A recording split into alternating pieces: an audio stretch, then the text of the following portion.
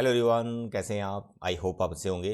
मेरे बच्चे, आज के इस वीडियो में हम डिस्कस करेंगे कि आपके जो फाइनल एग्ज़ाम जिसमें बहुत कम टाइम बचा हुआ है, उसमें जो मैथ्स के 12 चैप्टर्स हैं, इनका हर एक चैप्टर का वेटेज कितना होने वाला है। ऐसा नहीं कि स्कूल टीचर अपनी मर्जी से कोई भी चैप्टर कितनी ही वेटेज का रख देगा, ऐसा बिल्कुल भी नहीं होता। सीबीएसई ने इंस्ट्रक्शन दे रखी होती है हर एक स्कूल को अप टू 12th क्लास, यानी 9 टू 12th क्लास। इन 4 क्लासेस में सीबीएसई से ही इंस्ट्रक्शन आती है कि किसी भी सब्जेक्ट का जो चैप्टर है वो कितने वेटेज होने चाहिए, उसकी मार्क्स कितने होने चाहिए एक चैप्टर के। ठीक है, तो ये मैं आपसे डिटेल में यहाँ पे डिस्कस करने वाला हूँ। सबसे पहले मुझे ये बताओ कि आपके मिड टर्म एग्ज़ाम कैसे हुए। मैं जानता हूँ कि इंडिया में जितने भी सीबीएसई स्कूल हैं, ऑलमोस्ट सभी स्कूल में आज 6 अक्टूबर है, तो लगभग सभी स्कूल में मिड टर्म एग्ज़ाम फिनिश हो चुके हैं। तो आप मुझे बताओ कि आपके मिड टर्म एग्ज़ाम कैसे हुए। अगर अच्छे नहीं हुए बच्चे मेरे, निराश बिल्कुल नहीं होना। मैं आपको मैथ्स की यहाँ पर प्रिपरेशन करवा रहा हूँ, 9th एंड 10th क्लास की। तो आप अगर 9th क्लास में हो तो you don't worry about maths. एकदम डिटेल में हर एक चैप्टर में आपको यहाँ पे करवा रहा हूँ।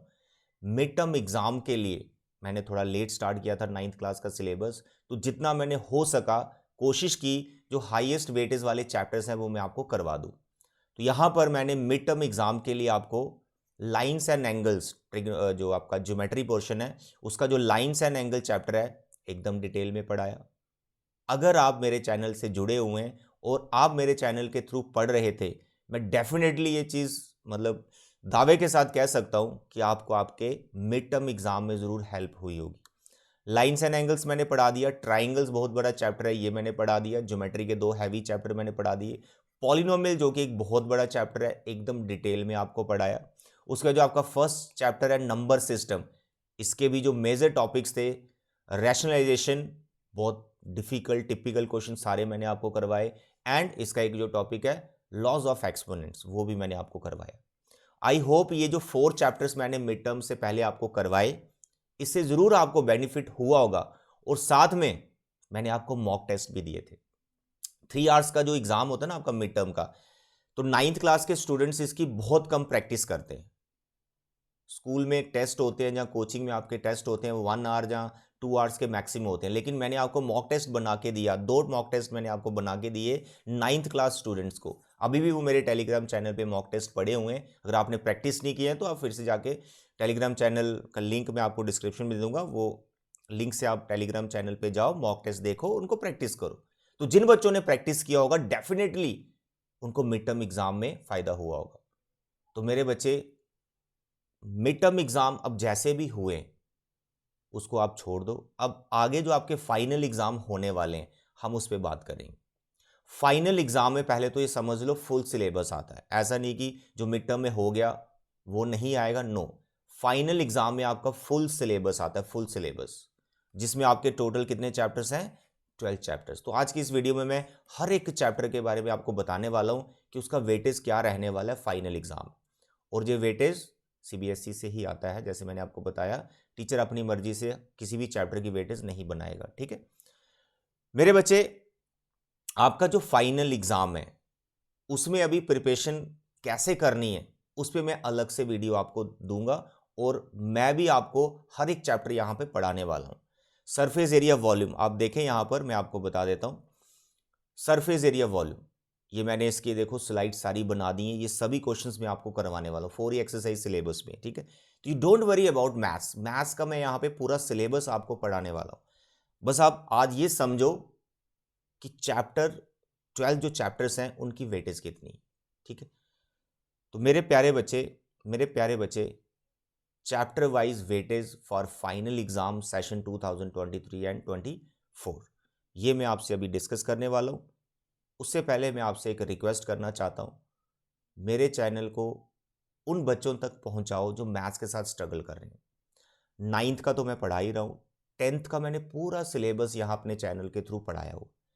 तो जो भी बच्चा मैथ्स से थोड़ी स्ट्रगल कर रहा है, उसको मैथ्स में प्रॉब्लम आती है, कुछ क्वेश्चन समझ नहीं पाता, बहुत सारी वीडियोस देखता है, अलग अलग मतलब सोर्सेज से वो समझने की कोशिश करता है, आप बस मेरे चैनल के साथ अगर जुड़े हैं तो मेरे बच्चे मैथ्स में किसी भी चैप्टर में किसी भी क्वेश्चन में आपको कोई प्रॉब्लम नहीं, मैं एकदम डिटेल में हर एक क्वेश्चन करवाया हूँ। मेरे लेक्चर्स थोड़े लेंथी होते हैं, ऑफकोर्स लेंथी होंगे, रीज़न डिटेल में पढ़ाया गया, कोई शॉर्टरी कोई कुछ नहीं है, एकदम फॉर्मूला डिटेल में समझाया जाता है, उसके बाद क्वेश्चंस की प्रैक्टिस की जाती है और 10th का पूरा सिलेबस कराया हो। अभी 9th का मैं यहाँ पे करवा रहा हूँ, तो आप 9th क्लास में हैं तो भाई विद इन आप लगा लो दिसंबर मिड तक आपका पूरा सिलेबस यहाँ पे कंप्लीट होगा। दिसंबर मिड तक पूरा सिलेबस कंप्लीट होगा, उसके बाद आपको मॉक टेस्ट मिलेंगे फाइनल एग्जाम के लिए। 3 आवर्स का एग्जाम किस तरह से आ सकता है, 3-5 जितने भी हो सके मैं आपको मॉक टेस्ट दे दूंगा, ठीक है। तो मेरे बच्चे आपसे रिक्वेस्ट है, if you are new in this channel तो please subscribe my channel and please share with other students those who are struggling with mathematics, right. तो मेरे बच्चे यहाँ पे देखें चैप्टर वाइज वेटेज। ये जो वेटेज है मैंने अपनी मर्जी से नहीं बनाई है, ये CBSE इंस्ट्रक्शन देती है हर एक स्कूल को कि 9th क्लास का जो मैथ्स का पेपर बनेगा ये चैप्टर की वेटेज होनी चाहिए। यहाँ पर देखें नंबर सिस्टम 10 मार्क्स का, अलजेब्रा 20 मार्क्स का, कोऑर्डिनेट ज्योमेट्री आपका 4 मार्क्स का, ज्योमेट्री 27 मार्क्स का, मैंसुरेशन आपका 13 मार्क्स का और स्टैट आपका 6 मार्क्स का। टोटल 80 मार्क्स का आपका टेस्ट होता है, फाइनल फुल सिलेबस आता है और 20 मार्क्स आपके इंटरनल होते हैं, that you know project file जो आपको बनानी होती है, लैब मैनुअल जो बनानी होती है, इंटरनल असेसमेंट के 20 मार्क्स होते हैं, ठीक है। तो यहाँ पर आप देखें जो यूनिट्स आपको बताए गए हैं, यूनिट्स यहाँ पे 6 बताए गए CBSE ने। ये जो 6 यूनिट है ये 12 चैप्टर्स में कन्वर्ट हो जाते हैं। अलजेब्रा के अंदर सिर्फ एक ही चैप्टर नहीं है, और भी हैं, क्या क्या है वो यहाँ पे ध्यान से समझो मेरे बच्चे। सबसे पहले नंबर सिस्टम, ये आपका 10 मार्क्स का है और ये बहुत इजी चैप्टर, आपका फर्स्ट चैप्टर। नंबर सिस्टम के अंदर एक ही चैप्टर आता है, वही नाम है नंबर सिस्टम ही, जो फर्स्ट चैप्टर आपकी NCERT का। तो this is 10 marks. Rationalisation and laws of exponents, इस पे क्वेश्चंस की बहुत प्रैक्टिस करनी है और ये दोनों टॉपिक्स में डिटेल में पढ़ा चुका हूँ। तो ये चैप्टर की जो वेटेज है 10 मार्क्स। मेरे बच्चे हो सके तो एक न्यू नोटबुक परचेज कर लो और उस पर वो नोट्स बनाओ जो मैं आपको पढ़ाने वाला हूँ। सरफेस एरिया वॉल्यूम से मैं स्टार्ट करूंगा, मेरे साथ आप पढ़ाई करो, मैं आपको जो पढ़ाता हूँ पढ़ते जाओ, उसको रिवाइज करो, जो इंस्ट्रक्शन दूंगा बस मेरे साथ जुड़े रहो, देखो फिर आपका मैथ्स कैसे स्ट्रांग होगा।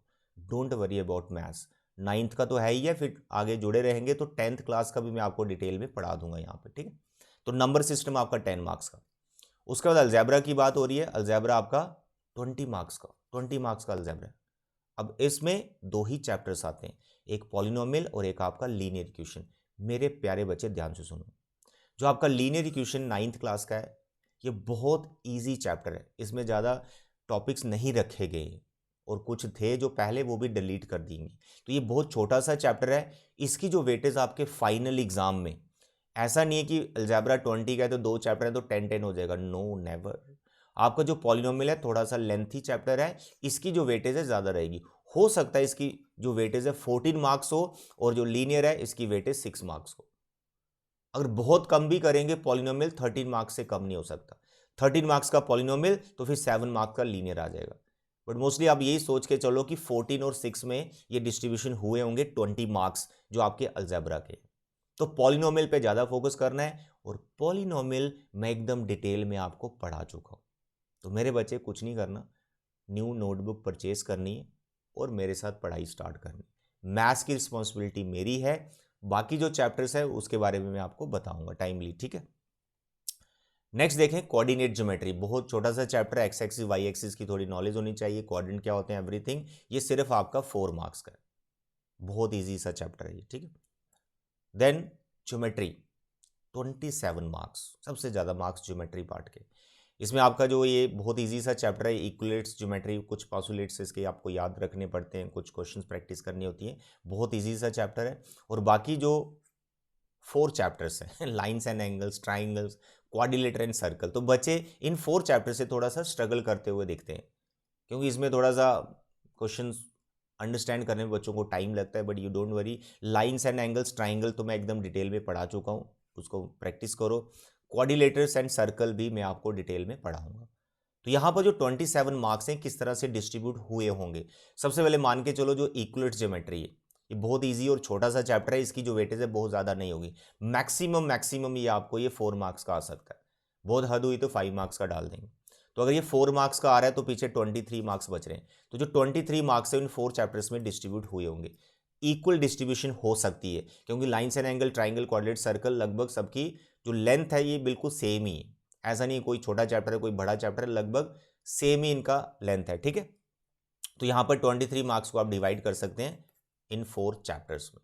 तो आपकी जो ज्योमेट्री है ये 27 मार्क्स का है। इसकी बहुत इंपॉर्टेंस आपकी फाइनल एग्जाम में, और इसकी बार बार आपको प्रैक्टिस करनी है, क्योंकि थोड़ा सा इसमें बच्चों को प्रॉब्लम होती है, ठीक। मैंसुरेशन आपका 13 मार्क्स का है, और मैं समझता हूं कि अगर सबसे इजी कोई आपको पूछे यार पूरे सिलेबस में सबसे इजी चैप्टर्स कौन से हैं, तो आपको उसको मैंसुरेशन के लिए बोलना है। मैंसुरेशन सबसे इजी है, एक तो हीरोन फॉर्मूला और दूसरा सरफेस एरिया एंड वॉल्यूम। ये दोनों चैप्टर मेरे फर्स्ट टारगेट रहेंगे। ये दोनों चैप्टर मैं आपको करवाने वाला हूँ। 13 मार्क्स आपके अभी सिक्योर हो जाएंगे विद इन फ्यू डेज, क्योंकि डिटेल में मैं पढ़ाने वाला हूँ। जो सिलेबस में है वो पहले आपको बताऊंगा, जो डिलीट हो गया वो बिल्कुल नहीं करना अभी आपको फाइनल के लिए। हाँ, जब लगता है कि जो पोर्शन सिलेबस में है वो हो गया परफेक्ट, फिर आप एक्स्ट्रा टॉपिक जो भी करो वो आपकी इच्छा है, लेकिन पहले जो सिलेबस में है उसको परफेक्ट करना है। तो Heron formula and surface area volume 13 marks है। सरफेस एरिया वॉल्यूम की जो एक्सरसाइज है वो 4 एक्सरसाइज है। हीरोन फॉर्मूला की सिर्फ एक ही एक्सरसाइज सिलेबस में, तो हीरोन फॉर्मूला बहुत छोटा सा चैप्टर है। तो 13 मार्क्स ऐसा नहीं कि 50-50% ये डिवाइड हुआ होगा। जो 13 मार्क्स हैं तो मान के चलो 8 मार्क्स का आपको सरफेस एरिया वॉल्यूम आने वाला है, और 5 मार्क्स का आपका हीरोन फॉर्मूला रहेगा। बस एक नंबर का वेरिएशन हो सकता है, इससे ज्यादा नहीं हो सकता। तो 8 और 5 में इसकी डिस्ट्रीब्यूशन होगी, ठीक है। Next is stat, last chapter 6 marks का। इसमें पहले एक टॉपिक हुआ करते थे, कुछ topics mean, median and mode, वो डिलीट हो चुके हैं। आपके पास अभी कुछ भी नहीं खास बचा हुआ है। कुछ bar graph, histogram and frequency polygon आपको बनाने हैं, बस वही आपको करना है। तो 6 मार्क्स आपके सिक्योर है। तो अभी जो मैंने बताया कितने चैप्टर्स बन गए टोटल, 12 चैप्टर्स बन गए। स्टैट 1 एंड 2 ये 3 एंड 5 8, ये आपका आ गया 9 10 11 एंड 12। टोटल 12 चैप्टर्स हैं। हर एक की वेटेज मैंने आपको बता दी। अब इनको प्रिपेयर कैसे करना है वो आपको नेक्स्ट वीडियो में बताऊंगा। और विद इन 1 मंथ, 2 मंथ्स और 3 मंथ्स, कितने मंथ्स में आप पूरा सिलेबस आराम से कर सकते हो, नेक्स्ट वीडियो में आपको बताने वाला। So again it is my request, kindly subscribe my channel if you are new. अगर ऑलरेडी सब्सक्राइब्ड है तो प्लीज 9th क्लास के स्टूडेंट्स तक मेरे चैनल को पहुंचाओ, ताकि वो भी यहां पर फ्री ऑफ कॉस्ट हर एक चैप्टर को कर पाए, ठीक। तो आज की वीडियो में बच्चे इतना ही। Thank you, bye bye and take care.